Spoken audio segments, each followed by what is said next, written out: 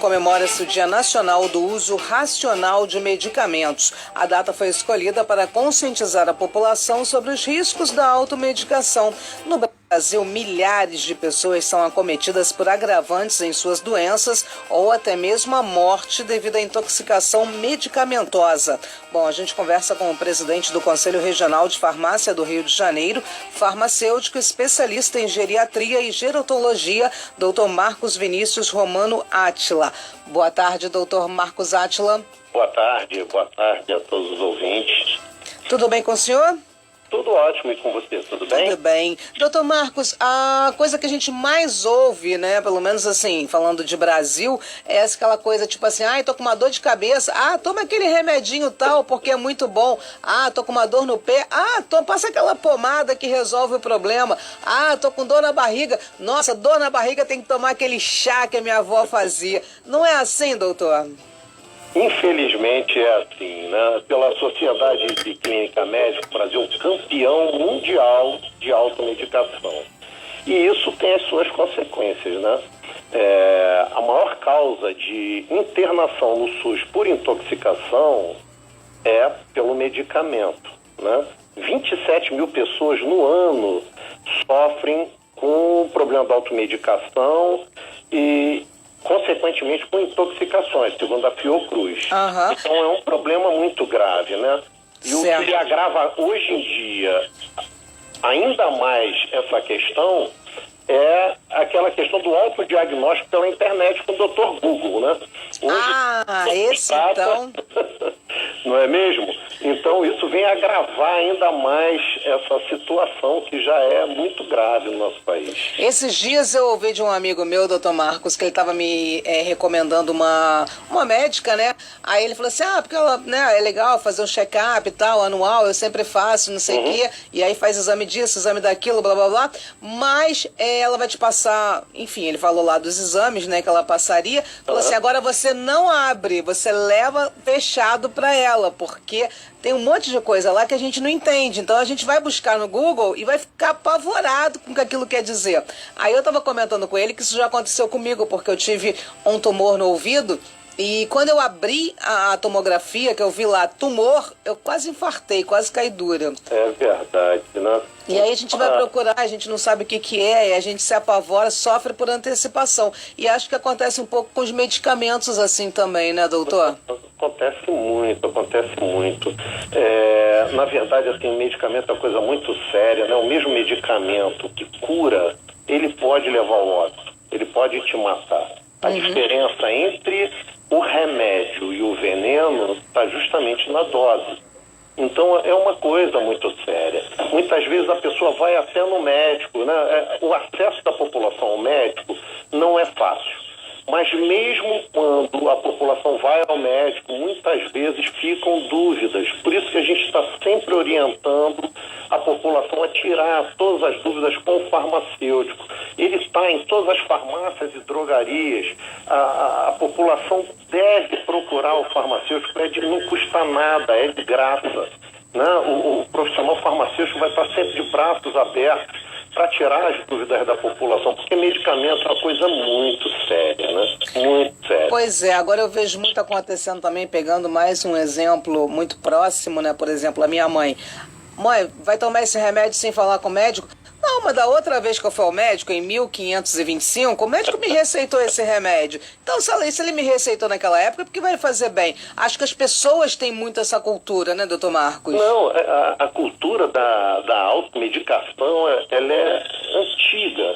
Né? E isso que você está falando é a pura verdade, é o que acontece no dia a dia, não só com a nossa mãe, muitas vezes conosco também, né? Passando para os vizinhos, para os colegas, não acontece isso, né? E, na verdade, é um risco muito grande que se corre antes de se ter um diagnóstico preciso, fazer uso de medicamento. Muitas vezes a pessoa está tomando até o medicamento correto, da forma que o médico prescreveu. Aí você quer ficar bom mais rápido. Aí o que você faz? Aumenta a dose do remédio, que aí você vai ficar curada ou pelo menos a pessoa acha, né, vai ficar curada mais rápida. E aí pega uma intoxicação, desenvolve um efeito colateral, isso pode ter sérias consequências, né, causar muitas vezes danos assim, irreversíveis à saúde, levar até o óbito algumas vezes. Você vê, o país está atravessando uma epidemia de dengue, não é verdade? Verdade. E qual o principal medicamento que a população toma para combater os efeitos, né, os sintomas da dengue? É o paracetamol. Paracetamol, exatamente. Só que quem já teve dengue, não sei se você já teve, sabe que é difícil, assim. Nem sempre você consegue baixar totalmente a sua febre, a sua dor de cabeça. E muitas vezes as pessoas tomam um intervalo menor, aumentam a dosagem, e aí o que acontece muitas vezes? A pessoa acaba tendo uma cirrose hepática, que pode levar ao óbito dessa pessoa. Então é um caso clássico que acontece no nosso dia a dia. Isso eu não sabia, doutor, tá vendo? A gente tem mesmo? que não sabia que podia levar uma hepatite, né? Alguma coisa assim. A gente tem que ficar realmente se medicar quando o médico fala, olha, toma isso. Uma coisa que eu aprendi foi que o remédio também tem que ser tomado no horário certo, né? Exatamente, na dosagem certa, no horário certo. Se acha que algo não está correto, ou procura um médico, que muitas vezes é difícil, mas o farmacêutico, ele está em cada esquina, em cada farmácia, em cada drogaria. Então, ele é a grande segurança para a população para evitar as consequências do mau uso do medicamento. O farmacêutico, ele pode dar essa orientação para a gente, se a gente tiver algum tipo de dúvida. Pode, como deve e como está totalmente habilitado. O farmacêutico estuda o medicamento durante os 5 anos de graduação dele. Nenhum profissional da área de saúde estuda durante a sua graduação tanto o medicamento quanto o farmacêutico. Certo, então ele está bem ciente daquilo que ele está fazendo, a gente não precisa ter nenhum tipo de dúvidas, né? Quer dizer, a dúvida da gente a gente tem que tirar com ele. Exatamente, porque se ultrapassar os limites da competência dele, ele vai falar, procura o seu médico, porque eu não tenho conhecimento suficiente para tirar esse tipo de dúvida ou para resolver esse tipo de problema que o senhor, a senhora está me trazendo aqui. Entende? Certo.